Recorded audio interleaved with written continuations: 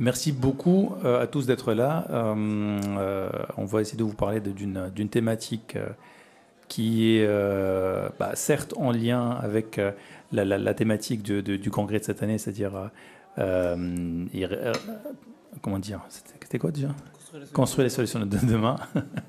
Alors, sur un sujet qui n'est pas très, très glamour, malheureusement, mais qui fait partie de la vie, qui fait partie du parcours de vie et qui fait partie du rôle également de l'assureur dans des moments où l'assuré ou les ayants droit ne sont pas forcément dans des bonnes dispositions.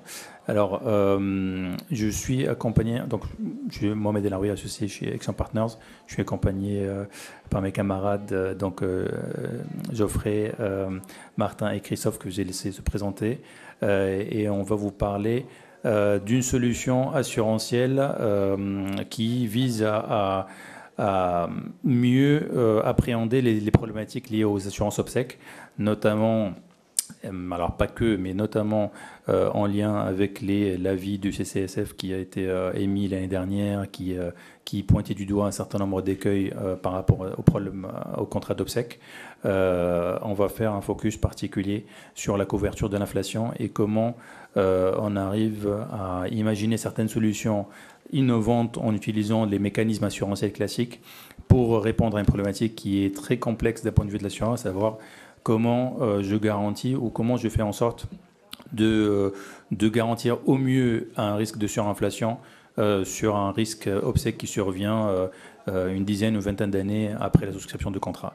Mais avant de commencer, je vais laisser mes camarades se présenter. Merci Mohamed. Donc bonjour à tous, Martin Vallon. Donc je suis cofondateur de Memory Connect. Avant tout, je suis aussi pompe funèbre. Donc je suis gérant d'une pompe funèbre dans la Drôme. Une entreprise familiale, les établissements Vallon, une entreprise familiale que j'ai repris à la suite de mon père. Et pour resituer, on est donc une petite PME qui accompagne à peu près 1200-1300 obsèques à l'année. Bien évidemment, on accompagne aussi les familles sur des sujets de marbrerie funéraire, d'accompagnement administratif après décès et bien évidemment donc de prévoyance obsèques. Bonjour à tous, Christophe Neves. Donc moi j'ai 25 ans d'expérience dans l'assurance, plutôt dans des domaines techniques, et puis j'accompagne des sociétés qui travaillent autour d'innovation de l'assurance et dont Memory Connect. Bonjour à tous, alors Geoffrey Suza, je suis consultant en actuariat chez Action Partners et je travaille sur des sujets de modélisation vie, d'ALM et j'accompagne notamment des directions d'investissement. Et aujourd'hui, je vais plus vous parler de l'illustration et de l'application actuarielle et de quelques modélisations qu'on a pu effectuer sur les solutions qu'on retient pour répondre aux défis qu'on vous a présentés. Alors, avant de laisser la parole à Martin, Christophe et Geoffrey, le contexte de cette mission et de ce projet plutôt, de cette présentation. Alors, Action Partners a été approché par Memory Connect et Surtech Studio pour trouver, en tout cas essayer d'imaginer ensemble une solution assurantielle ou pas à cette problématique dont Martin va vous parler avec une vision terrain. C'est des choses qu'il voit tous les jours et en tout cas moi je considère personnellement que nous avons la chance de faire intervenir des professionnels du funéraire comme Martin qui voit la problématique de bout en bout, qui voit la vie du contrat. C'est-à-dire Martin dans son activité, il vend les contrats, il les gère et puis surtout il fait face évidemment à ce qui se passe, à ce qui doit se passer, c'est-à-dire l'expérience assurer, enfin, si on peut parler en ces termes-là, post-survenance du décès, c'est-à-dire avec tous les écueils qui peuvent s'en suivre, à savoir comment elle expliquer aux ayants droit que malheureusement le capital qui est souscrit ne suffit pas exactement, il faudra peut-être rogner sur les dernières volontés, etc., etc. Martin vous en parlera un peu mieux. Ce qu'on va essayer de présenter, c'est que peut faire l'assureur là-dessus. Comment on peut designer un contrat d'assurance qui soit assurable. Ce n'est pas toujours le cas. D'ailleurs, c'est notre premier réflexe quand on a commencé la réflexion sur la question. C'est est-ce qu'il y a une solution ? Est-ce qu'il y a une solution autre que mettre un taux technique négatif, qui est la solution native en fait, hein, pour ce type de problématique? Évidemment, et la revalorisation via l'APB, mais historiquement, c'est pas suffisant, et Martin va nous faire le retour d'expérience là-dessus. On a poussé quelques idées. Il y a certaines auxquelles on croit, et on va essayer de les partager avec vous. Mais avant ça, on va faire un panorama de l'activité vue de la fenêtre de Martin et de Christophe. C'est vrai que donc moi je suis au quotidien dedans. Tout cet atelier, toute cette mécanique-là actuarielle, elle en découle d'abord de constats du terrain. Et c'est ce que je vais essayer de mettre en avant donc pour ouvrir cet atelier dans le panorama de l'assurance, dans cette première partie, donc le panorama de l'assurance obsèque. Je vais essayer de vous proposer un panorama clair, structuré, sans détour, pour qu'on puisse comprendre aujourd'hui qu'est-ce que l'assurance obsèque et quelles sont les attentes finalement des différents acteurs qui portent l'assurance obsèque. Donc, dans un premier temps, je vais vous parler des deux types de contrats qui existent aujourd'hui sur le marché. Je te laisserai la main, Christophe, pour prendre la suite sur l'évolution du marché obsèque d'un point de vue national, et en faisant un zoom sur l'évolution du marché de la prévoyance. Et puis après, on abordera notamment les principaux acteurs qui la proposent et qui la portent aujourd'hui. Donc vous l'aurez compris, je vais essayer de faire une présentation la plus dépassionnée possible et qui soit la plus neutre possible. Commençons du coup avec effectivement ces deux types de contrats, ces deux grandes familles de contrats qui existent. Lorsqu'on parle d'assurance obsèque, bien sûr, on pense tout de suite au financement des obsèques. C'est vrai, c'est la base, c'est un outil de prévoyance. C'est un contrat qu'on souscrit de son vivant et qui vise bien sûr donc à financer ses obsèques, mais aussi quelquefois à les organiser. L'objectif, il est double: anticiper les coûts, mais aussi soulager nos proches à un moment difficile qui est celui d'un décès. Si on fait un zoom sur le premier type de contrat, qui est le contrat en capital, c'est sans doute le plus répandu aujourd'hui en France. Il consiste en fait à constituer un capital qui est dédié au financement des obsèques.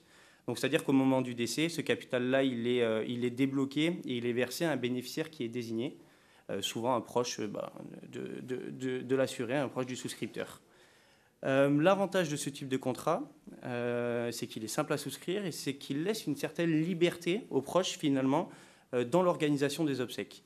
Vous verrez que cette liberté-là, c'est finalement l'inconvénient aussi de ce type de contrat. Parce que moi qui suis au quotidien dedans, des fois, des conflits, ça arrive dans toutes les familles. Et quand il y a un capital qui est débloqué, il peut être utilisé à autre chose que les obsèques, ni plus ni moins. Notamment, du coup, parce que ce n'est pas les pompes funèbres directement qui sont fléchés ou qui sont bénéficiaires numéro 1 de ce contrat, mais bien des proches des familles. Avec notamment, Martin, si je peux me permettre, quand même un écueil auquel on ne réfléchit pas forcément, c'est, et ça c'est le rôle de Memory, je pense que c'est l'une des raisons d'être de Memory Connect, c'est finalement on ne respecte pas les dernières volontés. Aujourd'hui, en France, pénalement, on peut être poursuivi pour ne pas respecter les dernières volontés, et encore plus quand elles sont écrites. Tout à fait, exactement. Donc, il peut y avoir, dans la prestation en capital, il peut y avoir une forme de rupture sans que ça rentre dans le cadre légal. Donc, d'un point de vue volonté de l'assureur qui a souscrit un contrat en capital, c'est vrai que, de ce que tu vois sur le terrain, il y a cette problématique-là. C'est ça, exactement. Et tu parlais des dernières volontés, c'est des choses qui sont plus mises du coup dans le deuxième type de contrat, le contrat en prestation, où en fait ici on vient associer le financement et l'organisation anticipée des obsèques. Je vais paraître peut-être piquant, il faut prendre mes mots avec des pincettes. Aujourd'hui, le funéraire, c'est de l'événementiel. On organise un obsèque au même titre que quelqu'un peut organiser son mariage. Donc je vous laisse imaginer les possibilités d'organisation qu'il existe aujourd'hui. C'est ce que propose ce type de contrat, c'est-à-dire qu'en fait, au lieu de partir du financement, on va partir d'une réflexion sur justement fixer nos dernières volontés. Ça veut dire le choix du cercueil, le choix du lieu, le choix de la cérémonie, le choix de comment, par le biais d'une cérémonie des fois plus personnalisée, des fois par le biais de cérémonies religieuses ou civiles, mais une cérémonie personnalisée, comment on souhaite organiser nos obsèques. Cette organisation-là, elle a forcément un coût. Et ce coût-là, c'est celui qu'on vient essayer de financer grâce au contrat en prestation. Donc, en fait, c'est une prise en charge complète de ce domaine-là des obsèques. Ça veut dire que ça présente l'avantage et la tranquillité d'esprit pour les familles, où, parler français, il n'y a plus qu'à décider de la date et de l'heure des obsèques, quoi. En termes de soulagement des familles, on est carrément dedans. Petite vigilance sur ce type de contrat-là en prestation, parce que les prestations ne restent pas toujours pertinentes dans le temps. Et quand je dis pertinent, ce n'est pas spécialement en termes de volonté, mais aussi en termes légaux, où il y a des évolutions qui se font. Et le contrat est des fois moins bien compris par la famille ou moins bien pris par la famille. Dans tous les cas, vous comprenez bien que ce soit un contrat en capital ou un contrat en prestation, l'intention, elle est louable. Mais la réalité, elle peut s'avérer des fois bien plus complexe. Beaucoup de contrats sont mal compris par les souscripteurs. Et malheureusement, c'est souvent les familles des souscripteurs qui découvrent tard ce que le contrat couvre ou ce qu'il ne couvre pas, quoi, tout simplement. Donc pour bien comprendre, je vous propose qu'on voit un petit peu le marché et l'évolution des obsèques d'un point de vue national, mais aussi en faisant un petit zoom sur la prévoyance. Alors pour vous donner quelques chiffres et quelques contextes et un contexte sur ce que représente l'assurance obsèques, aujourd'hui c'est à peu près 2 milliards d'euros de chiffre d'affaires. Donc c'est un volume qui commence à être conséquent. Ça représente environ 10% du marché de la prévoyance au niveau français. C'est un marché qui est en croissance de l'ordre de 7% et en croissance relativement continue. Alors il y a un effet, bien sûr, vieillissement de la population qui fait qu'il y a plus de souscriptions de ce type de contrat. Il y a un effet aussi de taux de pénétration plus important. Aujourd'hui, c'était en 2023, mais il y avait 32% des décès qui étaient couverts pour à peu près un peu plus de 600 000 décès. 600 000, c'est proche du nombre de nouvelles souscriptions actuelles. Donc, je parle à des actuaires. Donc, vous voyez que le taux de 32% va augmenter au cours du temps. En termes de stock, c'est 5,4 millions de contrats en cours. Et donc, comme j'évoquais, une croissance continue de nouvelles souscriptions. Pour compléter la présentation de Martin en termes de répartition des contrats capital-prestation, il y a en effet une majorité de contrats en capital, à peu près 80%, contre 20% en prestation. Donc ça, c'est sur le stock. Ce qui est peut-être intéressant de regarder, c'est que, et ça rejoint un peu le côté valeur ajoutée complémentaire du contrat en prestation, c'est qu'en termes de volume de prestations payées l'an passé, c'était 28% sous forme de prestations, donc ce qui tend à montrer qu'il y a potentiellement plus de valeur perçue, en tout cas, pour les assurés au contrat en prestation. Et puis, de façon assez logique, le distributeur majoritaire des contrats en prestation, ça va plutôt être les pompes funèbres, puisque c'est dans le processus, et Martin pourra en parler un peu plus, c'est à l'occasion de l'organisation de ces obsèques à venir une fois qu'on a retenu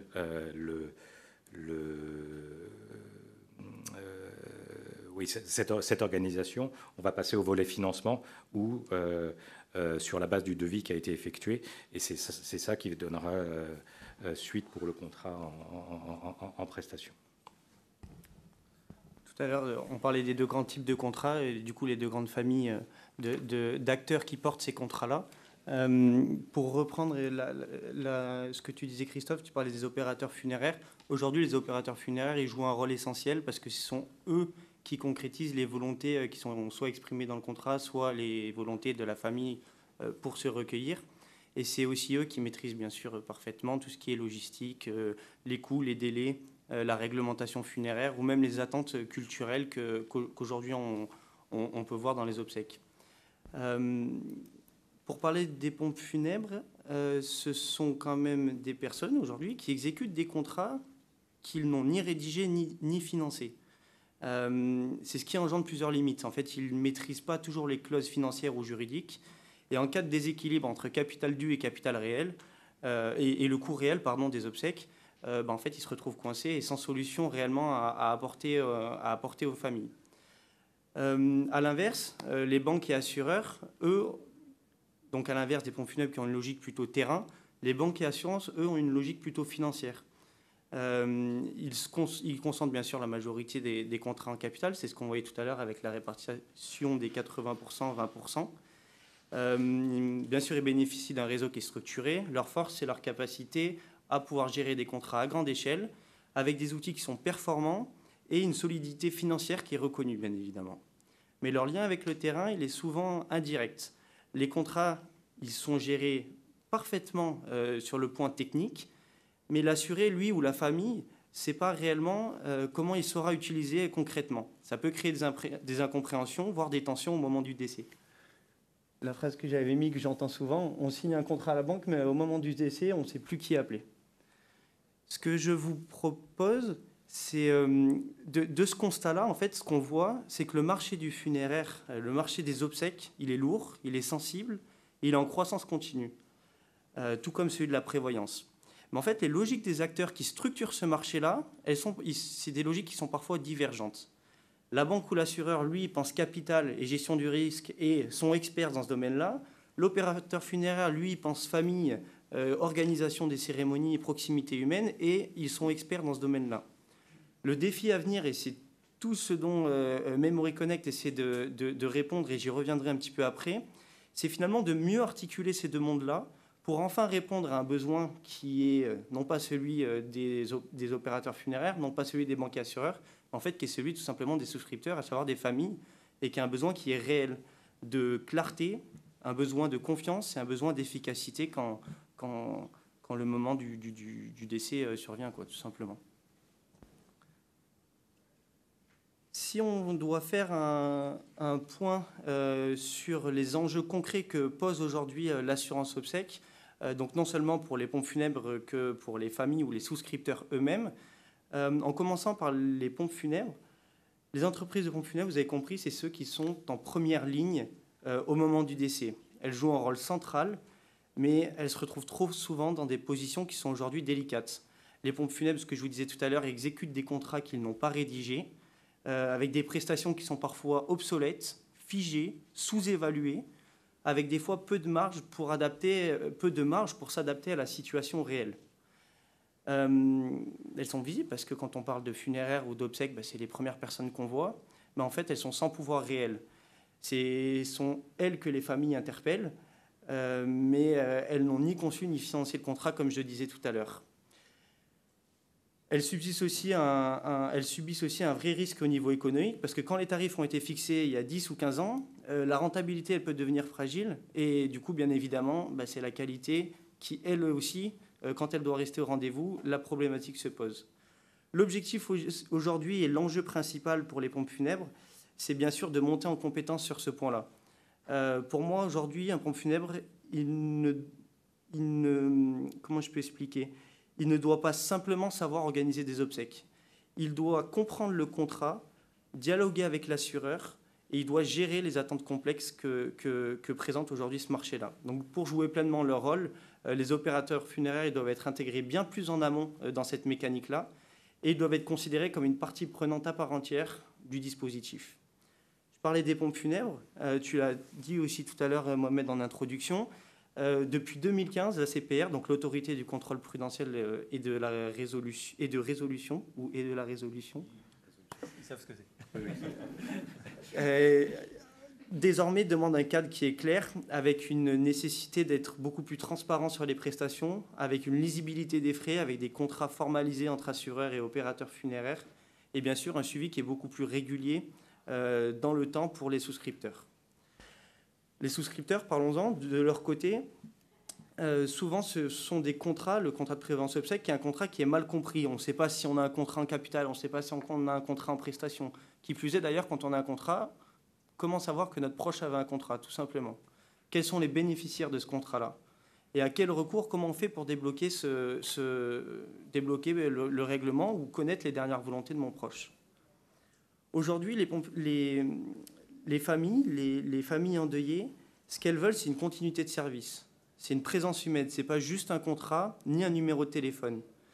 On le voit très bien avec des produits qui aujourd'hui fonctionnent et qui sont demandés. Typiquement, l'accompagnement administratif après obsèques qui est une aide aux démarches administratives après décès, surtout le côté régularisation administrative du défunt, un accompagnement psychologique, mais aussi d'ailleurs avec nos dernières générations, surtout le côté qu'est-ce qu'on fait des comptes des réseaux sociaux, des comptes des crypto-monnaies ou autres, tout ce qu'on peut imaginer, quelle est la continuité de cette vie-là.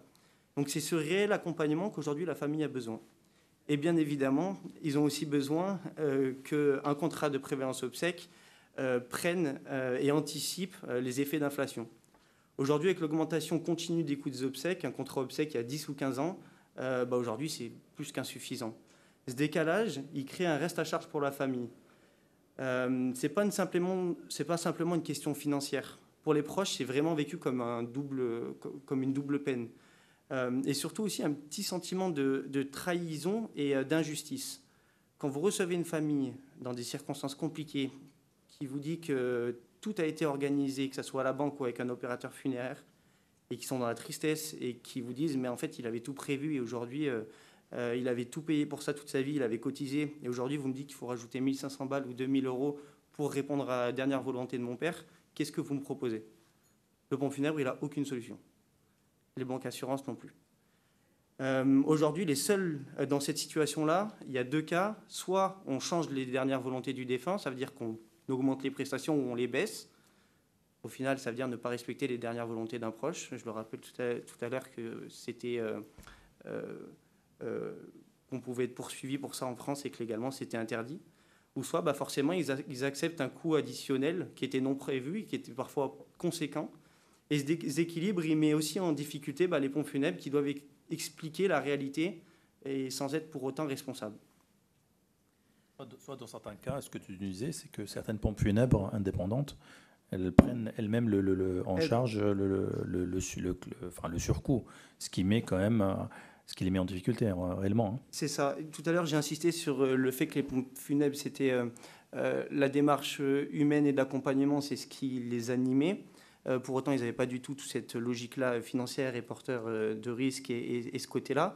Quand tu es en face d'une famille qui est dans le deuil, tu ne peux pas te permettre de soit baisser les volontés ou soit baisser la qualité des obsèques et tu fais comme c'était prévu tout simplement, quoi.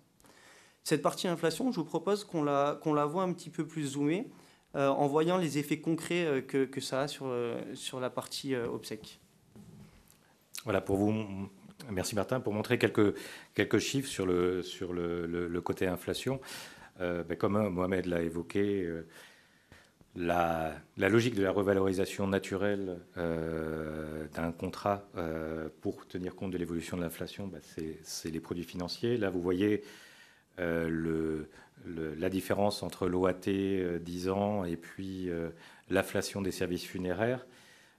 Et c'est vrai que sur la période où on a connu des taux d'intérêt assez bas ou négatifs, on s'est retrouvé avec un retard dans cette inflation, avec une inflation des services funéraires que vous constatez sur la droite qui est présente, qui n'est pas très différente de celle des prix à la consommation, même si sur certaines périodes, avec le coût de l'énergie, avec le coût de la manœuvre, il y a pu y avoir des augmentations plus fortes. Donc, quelque part, ces deux tableaux résument un peu la problématique du manque qui a pu y avoir ou qui peut y avoir pour certains contrats qui ont été souscrits sur certaines périodes et sur lesquels les revalorisations n'étaient pas suffisantes. Donc, à travers ça, on va vous présenter quels étaient les défis. Et donc là, les enjeux auxquels l'assurance obsèques est confrontée et ce à quoi on a collectivement, entre Memory Connect et Exium et puis InsurTech Studio, essayé d'y répondre. Bon, il y a les défis réglementaires évoqués par Martin qui sont aussi un enjeu important sur lequel la CPR, le CCSF récemment aussi sont revenus, donc sur lequel il y a besoin de travailler. Mais là, en se concentrant et sur lequel Memory Connect va essayer de répondre. Mais les deux sujets principaux, ou le sujet principal, c'est vraiment ce sujet de revalorisation. Donc comment est-ce qu'on peut tenir compte le mieux possible de ce risque d'inflation, sachant que en tant c'est aussi un risque qui est potentiellement illimité pour un assureur, donc pas vraiment assurable. Donc il faut trouver des mécanismes qui permettent de faire ça. Tout à fait, exactement. C'est tout à fait ce que tu viens de dire, Christophe. Le risque, si on veut, si on veut diminuer ou en tout cas annuler le reste à charge pour les familles, c'est un risque qui est proprement dit inassurable. C'est pas possible. Donc pourquoi? Parce que c'est un produit long terme, parce que si on le tarifie a priori, on a toujours le risque très significatif que notre paramètre de tarification. Quand je dis paramètre de tarification, c'est, comme je disais tout à l'heure, c'est un taux technique négatif en réalité. On est toujours exposé à une dérive du coût de la matière première, le bois, toutes les matières qui permettent de respecter la dernière volonté, la main-d'œuvre, etc., etc. Donc en fait, une promesse assurée illimitée, c'est pas possible. Donc il a fallu réfléchir à des solutions qui permettent de tenir compte de la nature long terme du risque, mais avec un mécanisme assurantiel plutôt par répartition. Donc ça, c'est la solution à laquelle nous avons réfléchi. Donc il y a, on va dire, 3 solutions que Geoffrey va présenter tout à l'heure. Mais l'enjeu, c'était répondre à la problématique avec un produit qui soit finançable par les assurés. Parce que si je mets un taux technique négatif de 5% par an, c'est bien, ça va courir sur 30 ans, sur une durée de vie résiduelle au moment de la souscription. A priori, je vais financer l'inflation, sauf que le contrat ne sera pas vendable. Personne n'achètera et il va aller expliquer à l'assuré qu'il va payer une prime 50% plus chère que les concurrents. Voilà, juste parce qu'il y a un risque potentiel que ça soit pas suffisant. Donc ça, c'est pas possible. Donc il faut que ce soit vendable, il faut que ça réponde à la promesse au maximum possible, il faut que ce soit assurable. Donc ça veut dire, quand on va voir un assureur pour le dire, quand Memory Connect néo-courtier va voir un assureur pour le dire, j'ai un produit, j'ai besoin d'un porteur de risque, ce ne soit pas une garantie illimitée de la part de l'assureur. Donc ce sont ces axes d'analyse qu'on a essayé d'investiguer, et Geoffrey va nous présenter quelles sont les solutions envisagées. Merci Mohamed, merci à tous les 3. En effet, maintenant que le cadre vous a été posé, le tableau de l'obsèque, on a ici, à titre d'illustration, décidé de vous présenter 3 solutions qui sont bien sûr pas exhaustives, il peut y en avoir d'autres, mais 3 solutions assurantielles pour répondre à ce défi, notamment le défi de l'inflation. La première solution, il s'agit du réajustement annuel de la prime selon l'inflation observée. Donc là, on a une prime qui s'adapte d'année en année. On a un avantage, c'est que on a une mise en œuvre qui est assez simple, on a une couverture qui est a priori parfaite, mais par contre, on a une absence de mutualisation, on a une illisibilité du coût total du contrat à l'entrée, c'est-à-dire que le contrat peut venir coûter infiniment cher pour l'assuré, et puis surtout en cas d'inflation durable et non maîtrisée. On va dire que ça peut être la solution la plus simple et une des premières auxquelles on peut penser, avec également le taux technique négatif. Une deuxième solution qui peut être un petit peu plus financière, c'est le paiement annuel d'une contre-assurance sur l'inflation future. Donc là, il s'agit d'acheter une sorte de call sur l'inflation future, donc de se protéger, de payer une contre-assurance pour te protéger contre toute variation. L'avantage, c'est qu'on peut externaliser ce risque inflation. On a une vision stable et lisible du coût d'entrée pour l'assuré qui va payer en une fois une contre-assurance financière. Par contre, l'inconvénient, et notamment pour l'assureur, c'est qu'on a un risque technique au moment de la tarification de cette contre-assurance. Et puis, on a une dépendance aux hypothèses sous-jacentes, à savoir à la qualité, à l'estimation de l'inflation, et également aux hypothèses de mortalité. En cas de surmortalité, en cas de sous-mortalité, on peut avoir des déviations qui sont importantes. Voilà, là, on a une solution qui est vraiment, je dirais, purement financière au problème de financement de l'inflation des obsèques qui est spécifique. Et enfin, on a une troisième solution qui est un petit peu plus complexe, qui est la mutualisation de la participation aux bénéfices au sein d'un fonds inflation collectif. Donc là, l'idée, pour le faire assez simplement, c'est que chaque année, une fois qu'on constate la production financière de l'année, on peut doter tout ou partie de la participation aux bénéfices à un fonds collectif inflation qui a pour objectif principal, comme détermination, de pouvoir financer cette inflation. Et puis le reste serait donné à la provision mathématique individuelle. Mais là, du coup, on a un fonds qui est vraiment dédié à compenser cet écart entre évolution de l'APM et coût réel de cette inflation au moment du décès. Donc là, en fait, on est sur un fonctionnement par mutualisation intergénérationnelle, finalement. Donc, qui peut très bien fonctionner, selon nous, notamment quand on a un pool d'assurés qui est suffisamment hétérogène. Voilà, c'est-à-dire on a un petit peu tous les profils, tout le monde s'équilibre. Et là, on a la différence avec la PPE, c'est que là, on a vraiment un objectif de financement du décès. Et à chaque décès, on utilise tout ou partie de ce fonds pour payer justement la surinflation.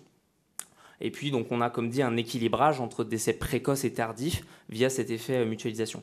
Néanmoins, on a une solution qui est plus complexe, notamment pour l'assureur, mais ça reste son métier, mais surtout pour, comme l'a très bien dit Martin, pour les pompes funèbres, pour les distributeurs. On est sur une solution qui est un peu plus complexe et pas évidente à traduire en termes simples à des assurés, et notamment cet effet mutualisant qui est rajouté, mais qui peut être peut-être la clé du financement de cette surinflation. Juste pour compléter la différence philosophique entre les trois, la première, c'est une solution pure capitalisation, enfin, si on fait la dichotomie capitalisation-répartition en termes assurantiels. La deuxième, on est sur une solution majoritairement comme capitalisation avec une mutualisation intergénérationnelle, mais infra-annuelle. La troisième, on est sur une solution de mutualisation intergénérationnelle et pluriannuelle. En fait, et comme on le verra, la troisième solution marche le mieux, parce qu'on fait marcher les mécanismes fondamentaux de l'assurance au maximum, c'est-à-dire on mutualise entre les gens et entre les années. On va voir tout à l'heure pourquoi. Tout à fait. Donc, pour un petit peu étoffer cette illustration, on a proposé ici d'étudier un scénario afin de visualiser quel serait l'impact sur les bénéficiaires. Donc, simplement quelques hypothèses sous-jacentes actuelles qui ont été prises. On s'est intéressé à un assuré de 50 ans qui paye 20 ans de prime périodique. On a pris des chargements sur un cours de déchargement de 0%, un delta entre rendement financier et inflation funéraire de l'ordre de 100 bips, un taux technique nul, et puis on est parti de l'hypothèse que chaque année 85% du rendement financier était distribué en participation bénéfice et 15% conservé en marge. Donc ici, l'objectif, c'est de comparer l'efficacité de nos trois solutions quantitativement sur trois scénarios. Le premier scénario, c'est de se demander quelle serait la prime à payer pour obtenir 4 500 € au décès, sachant que ma population, mon pool d'assurés, décède en moyenne selon la table de mortalité. Donc, c'est-à-dire sur l'ensemble de la population en moyenne, ils décèdent tous en moyenne. Quel doit être le montant à payer sur l'ensemble de la durée de vie du contrat pour obtenir, sous prime périodique 20 ans, pour obtenir 4 500 € au décès. Là, on voit qu'on a une solution contre-assurance qui est plutôt chère. Donc ici, on a deux chiffres pour la contre-assurance supplémentaire. C'est en fonction du delta entre l'inflation réelle et l'inflation tarifée. Donc c'est-à-dire si on a une inflation réelle qui est 2% au-dessus de l'inflation tarifée dans la contre-assurance, on est sur la colonne plus 2%. Et si on a une inflation qui est strictement égale à celle qui a été utilisée pour le tarif, on est à 0%. Mais on se retrouve lorsqu'en fait on a une inflation qui n'a pas suffisamment de pick-up, on n'a pas suffisamment d'inflation réelle par rapport à l'inflation qui a été utilisée dans le tarif de cette contre-assurance. On se retrouve avec une prime très chère en fait pour ce format de contre-assurance.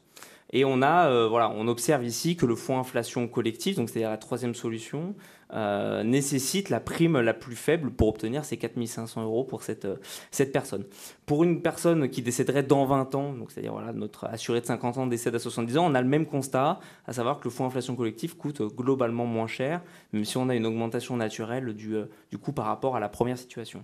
Et enfin, la dernière métrique quantitativement pour essayer de comparer nos trois solutions, il s'agit de quelle serait la prestation d'essai si sur l'intégralité de la durée de vie du contrat, nous avons donné 1 000 € de prime totale. Donc 1 000 €, y compris le coût de la contre-assurance pour la solution 2. Et on voit qu'on arrive à maximiser, à la fois dans le cas 1, mais un petit peu plus dans le cas 3, cette prestation d'essai. Donc là, on arrive à capter quelques situations limites également via quelques modélisations. On a une situation 1, donc comme le dit Mohamed, purement capitalisante, donc, qui est intrinsèquement très dépendante du rendement financier et de ce pick-up de 100 bips entre le rendement financier et l'inflation du funéraire.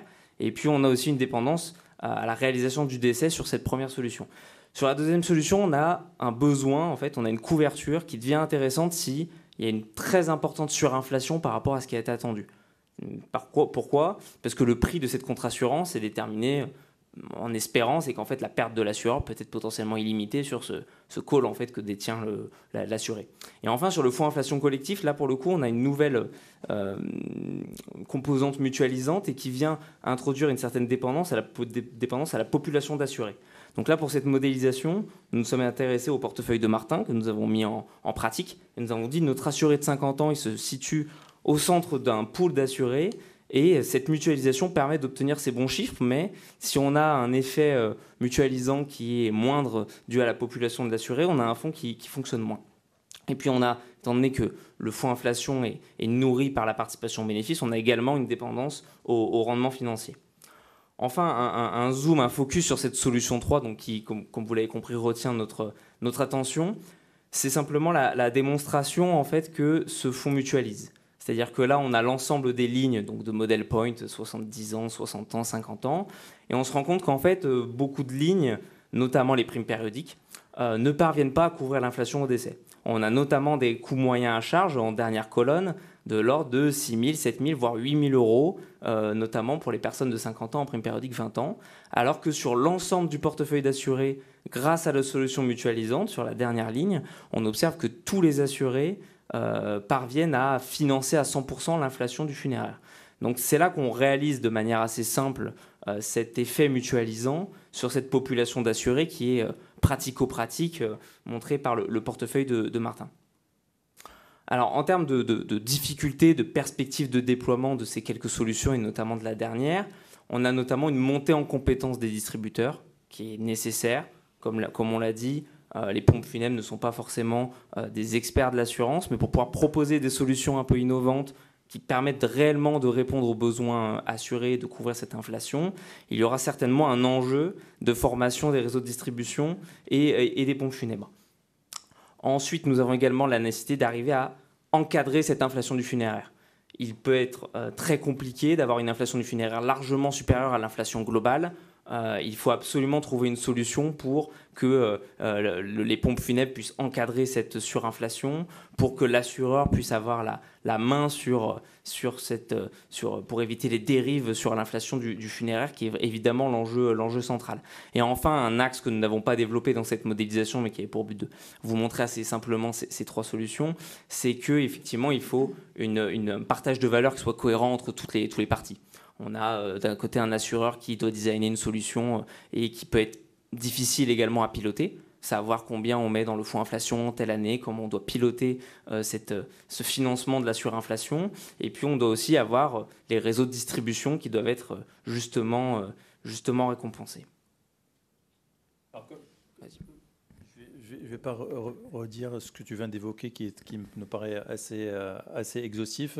Ce que je veux juste rajouter, c'est que effectivement, le risque obsèque qui est sous le feu des projecteurs, voire des critiques, et la solution miracle n'existe pas. Clairement, on a des solutions qui sont très couvrantes, notamment les solutions 2, mais par contre, un coût qui n'est pas absorbable par l'assuré, qui fait que le contrat ne sera pas vendable. Donc, il y a toujours un trade-off à faire entre cohérence assurantielle et financière de la solution. Là, on a vu la solution fonds de PB spécifique inflation. Évidemment, à paramétrer, à piloter dans le temps. Il faut peut-être, dans certaines années, accepter de ne pas payer toute l'inflation pour protéger les générations à venir. Mais il y a une marge de manœuvre possible, mais ça s'accompagne bien évidemment d'un discours qui doit être clair.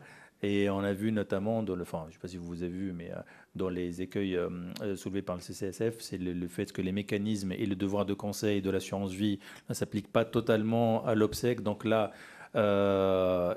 si on veut avoir des solutions couvrantes, il faudra que les distributeurs, notamment les pompes funèbres, montent en compétences et déploient une forme de devoir de conseil similaire à celui de l'assurance vie, et un niveau de pédagogie important, parce que dans tous les cas, on a soit une solution qui sera exorbitante d'un point de vue de prix, soit on a une solution qui ne peut pas, par définition et par construction, être couvrante dans 100% des cas. Donc on apporte, je pense, on essaie d'apporter des réponses concrètes qui peuvent marcher dans certains cas de figure, mais comme toute solution assurantielle, il y a certains stress tests auxquels elle peut pas résister. Typiquement, l'une des hypothèses importantes, c'est la performance financière qui va battre l'inflation. Ça, c'est une hypothèse qui nous semble réaliste. Après, c'est aussi à tout le monde de jouer le jeu, y compris les pompes funèbres, pour ne pas, introduire des mécanismes contre-productifs, notamment en ne maîtrisant pas les marges, en ne maîtrisant pas les coûts de la masse salariale, les coûts de la matière première, etc., etc. Donc, il y a des solutions, mais il faut que tous les parties soient éclairés et responsables pour que la solution, je vais dire, le caractère même sociétal en fait de la solution puisse marcher.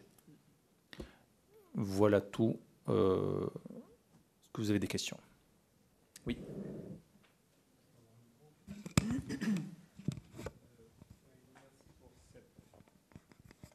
Merci pour cette présentation. J'ai pas tout suivi à 100%, plutôt 90 on va dire. C'est très vite. Ce qui est déjà beaucoup, je pense. De plus.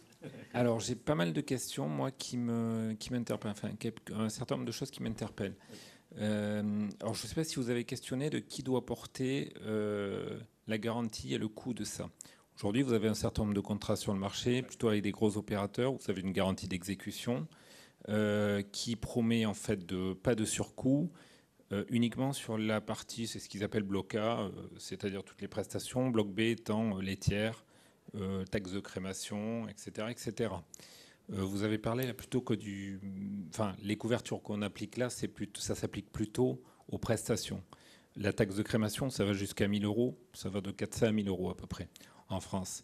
C'est-à-dire ça peut être un tiers du coût des obsèques. Sur la partie prestations, il y a une grosse partie qui est coûts salariaux, on le sait, et dans les coûts salariaux, il y a des charges sociales. Donc toutes les couvertures d'inflation pour couvrir ça, j'ai un peu du mal avec. Ça, c'est le premier point. Deuxième point, il y a quelque chose qu'on ne dit pas, je trouve, c'est que c'est pas très grave de surcouvrir un contrat. On peut très bien prévoir des primes croissantes, un capital croissant avec des primes non croissantes, enfin tout est faisable là-dedans, et se dire que je vais couvrir 4% d'inflation, et puis s'il y a 3, de toute façon, la famille et le reste. Ça, c'est des choses qui se font aujourd'hui, qui existent, sauf que c'est l'opérateur funéraire qui porte la garantie contre cette garantie de l'assureur. Dernier point, sur les dernières solutions, alors je n'ai pas tout à fait compris la troisième, mais je comprends quand même globalement qu'on est toujours dans des mécanismes de mutualisation avec ce que fait le fonds en euros depuis très très longtemps. On suppose que le rendement du fonds en euros va battre l'inflation, sauf qu'on ne parle pas de la même inflation. Il bat en général l'inflation générale, quoique dernièrement on est un peu à côté. Par contre, est-ce qu'il va battre l'inflation des prestations funéraires? Ça, je ne sais pas comment.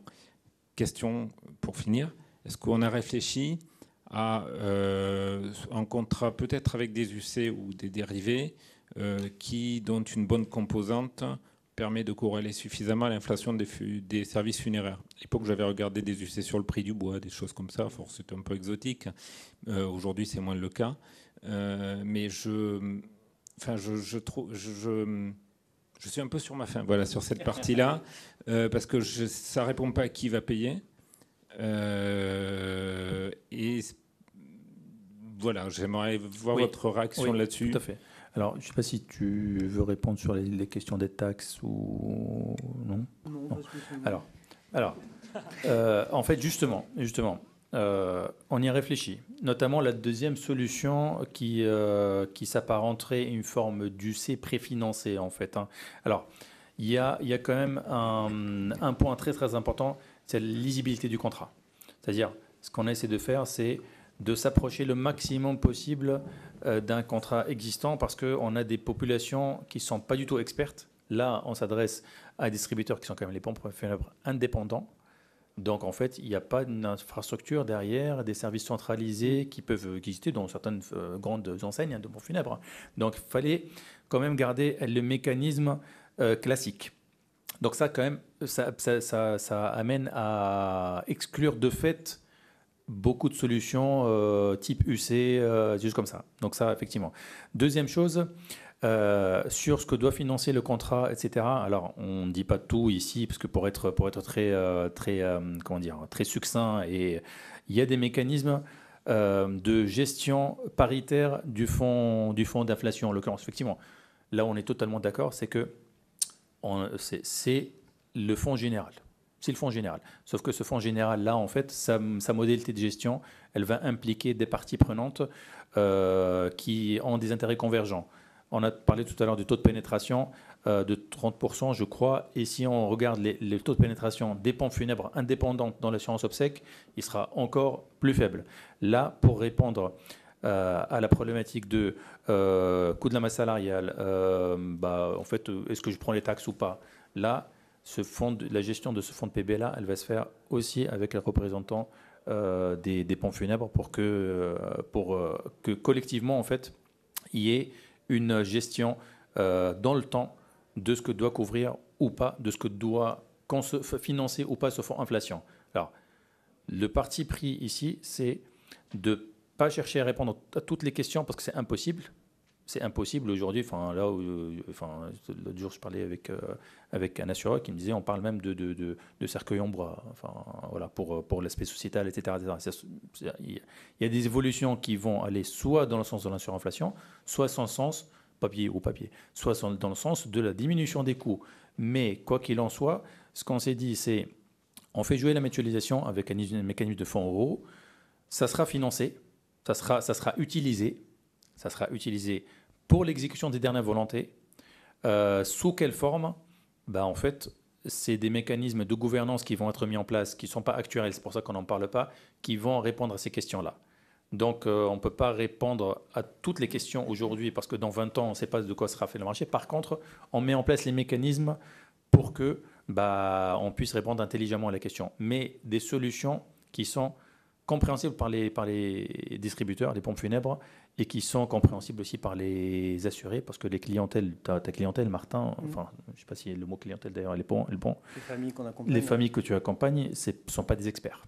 Et j'ai botté en touche quand on parlait de taxes de crémation ou autre, mais c'est parce que, comme tu l'as très bien dit, on ne peut pas traiter toutes les questions, et c'est cette idée-là, et c'est ce que tu as fait comprendre notamment dans ta conclusion, sur ce côté-là, enjeu sociétal, où il y a une réelle volonté de Memory Connect de regrouper les acteurs qui portent ces contrats-là, à savoir l'assuré, bien évidemment, l'assureur, mais aussi le pompe funèbre, à avoir une conversation justement pour essayer de réfléchir ensemble sur ces questions-là. Tout à fait. Donc ça va passer non pas par la technique assurantielle, mais plutôt par la gouvernance et la gestion éclairée et collégiale de ce fonds, finalement, qui, vous l'avez très très bien dit, c'est un fonds euro en fait.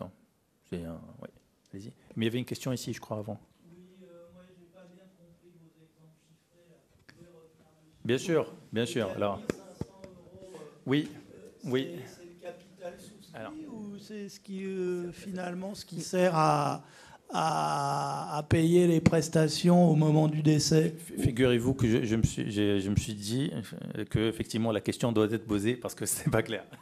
Non, c'est la prestation totale à la sortie du contrat. Il y a 4 500 € disponibles. Non, c'est pas le capital en fait, c'est ce qui va être versé. C'est pour ça, parce que sinon, pour un contrat obsèque, le capital égale la prime en réalité. Mais là, c'est post-PB en fait. Oui, parce qu'en plus, vous êtes à taux technique zéro, effectivement. Exactement. Donc, en fait, le capital souscrit des deux premières lignes, c'est pas le même, parce que le décès, en moyenne, il doit survenir après 20 ans. Tout à fait, exactement. Oui, bon, ok, donc c'est ce qui me semblait, mais je voulais m'en assurer. En fait, la métrique importante, en réalité, dans tout ça, pourquoi on a inversé l'équation? La métrique importante, c'est le reste à charge. Le reste à charge se mesure entre l'argent disponible au moment du décès et le coût réel au moment du décès. C'est pour ça qu'on s'est assez vite détaché de la notion finalement qui devient vite obsolète, qui est celle du capital. Donc le capital, il est revalorisé, il sera revalorisé soit par les mécanismes de PB, soit les mécanismes de fonds collectifs, soit les mécanismes de couverture spécifiques. Mais par contre, ce qui est important, c'est au moment du décès, il y a de l'argent disponible, il y a une enveloppe financière, il y a un coût. Et ce qui est important, c'est de minimiser le delta entre les deux. Oui, mais à ce moment-là, pourquoi vous avez mis la même somme dans l'hypothèse d'un décès au bout de 20 ans et au bout de, je ne sais pas quelle est l'espérance de vie, à 50 ans, ça doit bien être 30 ans. Du coup, c'est pas logique. Est-ce que c'est logique ou pas? Pour moi, ce qui fait sens, c'est d'essayer de dire, concrètement, je veux 4 500 € à mon décès, combien je dois mettre aujourd'hui? Maintenant, là, on a deux situations. La première, c'est on décède en moyenne. La deuxième, c'est on décède dans 20 ans. L'objectif, c'est de donner un exemple clair, c'est-à-dire, l'objectif, c'était de se mettre à la place du client. Le client, il arrive, il dit, si je décède dans 20 ans, combien j'aurai ou combien je dois mettre pour avoir tant?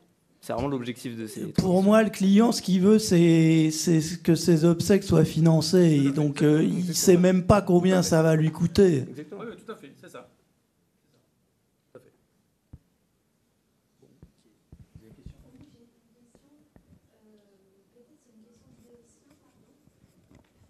Merci. Je me demandais, est-ce que ça peut être un produit qui est géré par un assureur vie qui a d'autres produits? Enfin, je me demande, est-ce qu'il faut cantonner quelque chose? Comment c'est géré réglementairement cette PB? Je parlais de la troisième solution. Alors, c'est une très très bonne question qu'on s'est posée d'ailleurs. Qu'on s'est posée et dans nos échanges avec les assureurs, effectivement, elle revient souvent. Pour que le produit fonctionne le mieux, il est plus pertinent d'avoir un cantonnement. Il est plus pertinent parce que, ne serait-ce que... Alors, je vais prendre les arguments dans le sens inverse d'un point de vue actuel, mais décroissant, mais croissant d'un point de vue client. Plutôt l'inverse. En fait, le discours marchera mieux avec un fonds cantonné.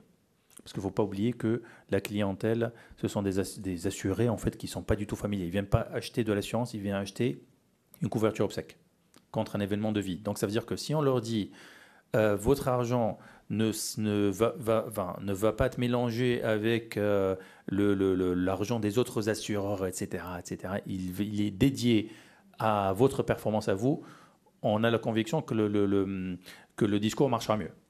Ça, c'est le premier argument. Deuxième argument, c'est si on veut avoir une politique ALM qui soit dédiée à l'inflation, effectivement, vous l'avez dit tout à l'heure, c'est une inflation funéraire qui est importante, c'est pas l'inflation tout court.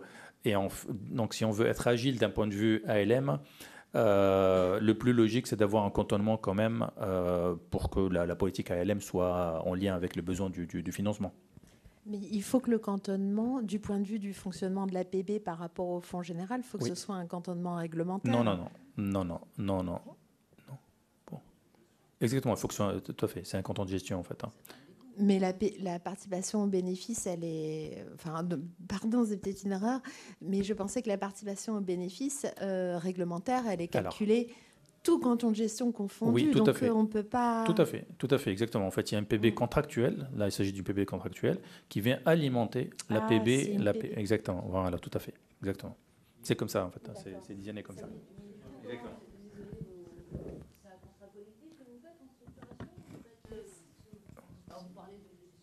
Oui. L'idée. Oui, tout à fait. Exactement. Tout à fait. Exactement. Pardon ? Non, c'est un contrat obsèque. C'est donc plutôt vie entière. Tout à fait, exactement. Oui, plutôt vie entière. C'est pas épargne, non, c'est pas épargne. Effectivement, oui, tout à fait. Les deux. Ouais.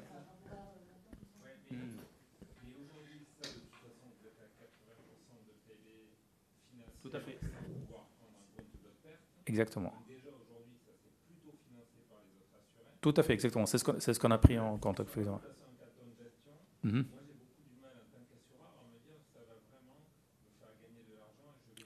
Alors, oui, tout à fait.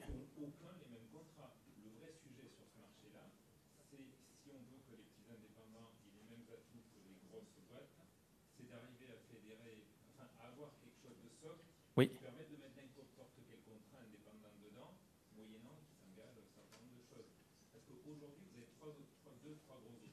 Oui, exactement. Tout à fait, ouais, ouais.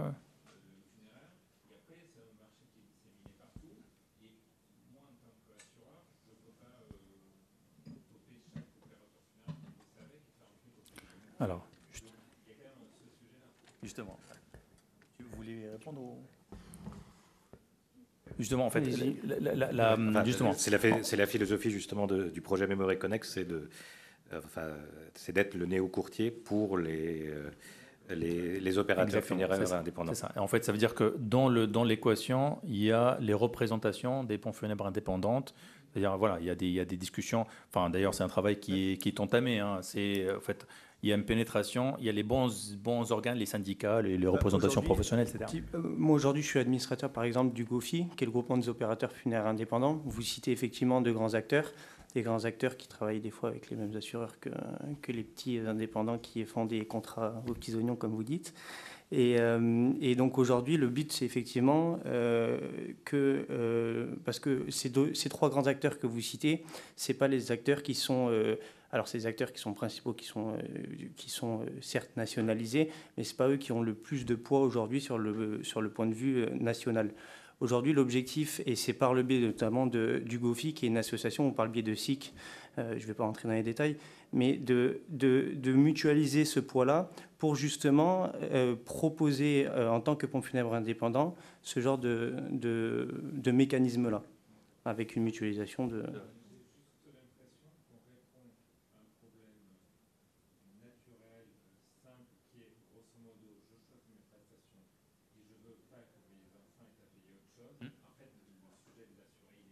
Tout à fait.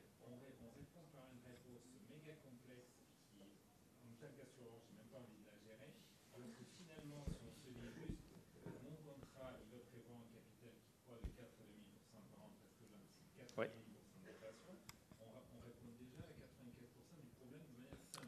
Le problème, c'est le prix qui va avec. C'est le prix qui va avec. Pas nécessairement, non, pas nécessairement.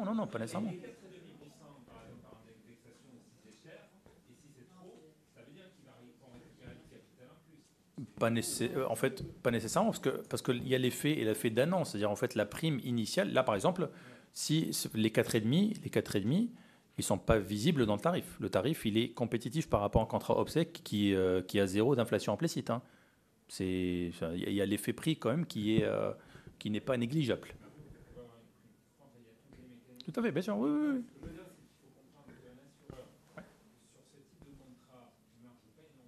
Tout à fait, exactement.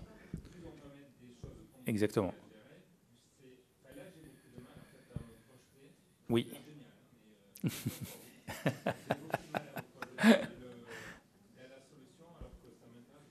En fait, d'un point de vue d'assureur, on a fait des calculs de new business margin, etc. D'un point de vue d'assureur, c'est la même chose qu'un contrat obsèque classique. En fait, là où ça va jouer, ça va jouer pour les pompes funèbres, notamment qui vont avoir un produit à distribuer, avec tous les écueils qui viennent du terrain. Ça va jouer pour les assurés, mais d'un point de vue assureur, en fait, ce dont on s'est assuré, c'est que c'est pas un produit qui va embarquer une dégradation de la solvabilité ou une prise de risque qui soit très très importante. Mais d'un point de vue assureur, entre ça ou couvrir un contrat obsèque classique, c'est pareil, c'est la même chose. Hein. Mais un contrat obsèque... Ah oui, bien sûr, oui, tout à fait. Oui. Ah oui. Ah oui, clairement. Ah non, clairement. Tout à fait. Ah oui, totalement. Le cantonnement, on l'a dit, il est souhaitable, il n'est pas inhérent à la... Oui, tout à fait, bien sûr, oui, tout à fait. Et en fait, le pari qui est pris, le pari implicite en tout cas, c'est on va jouer sur le taux on a une pénétration de 30%, hein, comme j'ai dit tout à l'heure, hein, avec la part des pompes funèbres indépendantes qui n'est pas si importante que ça. Mais effectivement, on est sur un mécanisme assurantiel de mutualisation. Oui, l'enjeu, c'est qu'il y ait un minimum de flux entrants. Ça, c'est clair. Hein. Le fait que ce soit complexe, oui, mais le rôle du courtier dans la solution designée, c'est justement d'assurer cette gestion. Mais bon, après...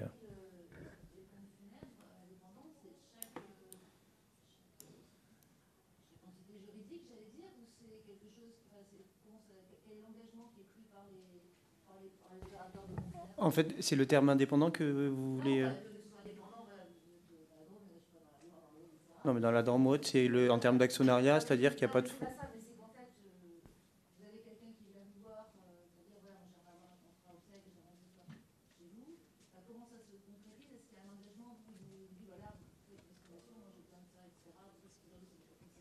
Mhm.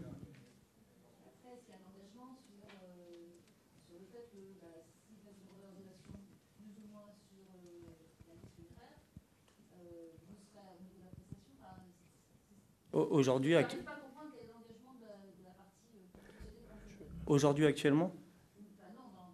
Ah, dans le mécanisme. Enfin, dans le mécanisme, enfin, justement avec la gouvernance tripartite, assureur, pompe funèbre et assuré, le principe, c'est qu'il y a à la fois un engagement sur la maîtrise des coûts et très clairement, les pompes funèbres qui ne jouent pas le jeu ne pourront pas distribuer le produit et seront pénalisés. Et le but, c'est que ce ne soit pas au-dessus, en effet, de l'évolution de l'indice. On a beaucoup débordé, mais s'il y a des questions après, on est très intéressés. Merci à tous. Merci à tous. Merci.